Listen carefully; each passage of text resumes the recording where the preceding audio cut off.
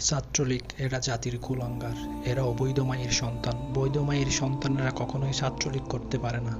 যাদের জন্মের ঠিক নেই, বাবা মার ঠিক নেই, তারাই ছাত্রলীগ করে।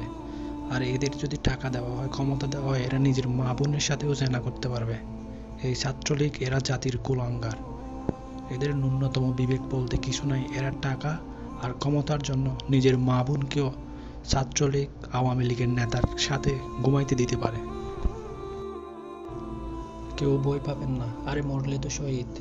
এরা হচ্ছে কুলাঙ্গার। পারলে আমরাও হাতে হাতে একটা লাঠি নিয়ে এদের প্রতিবাদ করব। দেশটাকে আবার স্বাধীন করতে হবে।